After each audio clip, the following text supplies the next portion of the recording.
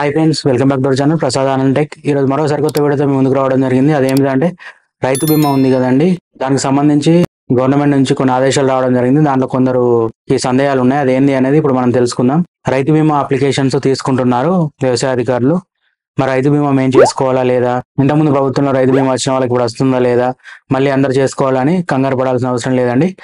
రైతు బీమా ఇప్పుడు కొత్తగా ఎవరైనా ల్యాండ్ కొనుక్కొని రిజిస్ట్రేషన్ చేసుకొని ఉంటే వారు అప్లై చేసుకోవచ్చు. లేదు ఇంతకుముందు మీరు రైతు బీమాకి అప్లై చేసుకోకుండా ఉంటే గిట్ట మీకు ల్యాండ్ నుండి మీకు పట్టా పాస్ బుక్ ఉంటే మీరు రైతు బీమాకి అప్లై చేసుకోవచ్చు. చివరి తేదీ ఆగస్ట్ 5, 2024 అండి. జూన్ 28 వరకు పట్టా పాస్ బుక్ కనుక మీరు కలిగి ఉండి రైతు బీమా ఇప్పటివరకు అప్లై చేయకుండా ఉంటే మీరు కూడా అప్లై చేసుకోవచ్చు ఆగస్ట్ 5 లోపు.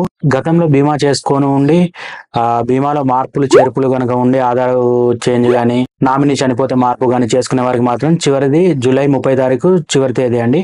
ఆ లోపు మీరు ఏమైనా చేర్పులు కానీ మార్పులు నామినీని యాడ్ చేసుకోవడం కానీ నామినీని చేంజ్ చేసుకోవడం కానీ ఏదైనా ఉంటే జూలై 30 లోపు చేసుకోవాల్సి ఉంటుందండి. ఒకవేళ ఏమైనా చేంజెస్ చేసుకోవాలంటే కావాల్సిన డాక్యుమెంట్స్ ఏంటంటే దరఖాస్తు ఫారం అండి, మీరు నింపే ఫారం ఉండాలి.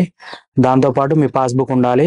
పాస్బుక్ లేదు అనుకుంటే గిట్ట ఎంఆర్ఓ డిజిటల్ సైన్ తోటి పేపర్ ఇస్తారు కదా, అదైనా ఉండాలి. ఎంఆర్ఓ సైన్ మస్ట్ అనేది ఎంఆర్ఓ సైన్ ఉంటేనే దాన్ని యాక్సెప్ట్ చేస్తారు. ప్లస్ మీ ఆధార్ కార్డు, మీరు ఎవరినైతే నామినీ యాడ్ చేయాలనుకున్నా వాళ్ళ ఆధార్ కార్డు తీసుకుని వెళ్తే మార్పులు చేర్పులు ఈజీగా చేసుకోవచ్చు. మళ్ళీ ఎవరిపైన భూమి ఉండి వారికి 18 సంవత్సరాల లోపు ఉంటే ఈ బీమా చేసుకోవడానికి అర్హులు కాదండి. 18 సంవత్సరాల నుంచి 59 సంవత్సరాల లోపు ఉన్న రైతులు మాత్రమే ఈ బీమా చేసుకోవడానికి అర్హులు. ఇది వ్యవసాయ శాఖ నుంచి వచ్చిన రైతు బీమాకు సంబంధించి కొత్త అప్డేట్ అండి. మీరు ఎవరైనా రైతు బీమా ఇప్పటివరకు అప్లై చేసుకోకపోయి ఉంటే ఇప్పుడు నేను చెప్పిన డాక్యుమెంట్స్ అన్ని తీసుకెళ్లి అప్లై చేసుకోవచ్చు. ఇప్పటివరకు నేను చెప్పిందంతా అర్థమైంది అనుకుంటా. మీకు ఇందులో ఏమైనా సందేహాలు ఉంటే నాకు కింద కామెంట్ చేయండి. ఇంకేదైనా నాతో మాట్లాడాలనుకుంటే ఇట్లా ఇన్స్టాగ్రామ్ లింక్ ఇవ్వడం జరుగుతుంది, అందులోకి వెళ్ళి నన్ను ఫాలో అయ్యి అక్కడ మెసేజ్ చేయండి. మీకు ఇంకే సందేహాలు ఉన్నా నేను తీర్చడం జరుగుతుంది. ఓకే ఫ్రెండ్స్, ఈ వీడియో కనుక నచ్చినట్లయితే లైక్ చేయండి, షేర్ చేయండి, సబ్స్క్రైబ్ చేయండి. Prasad Anand tech. Thank you.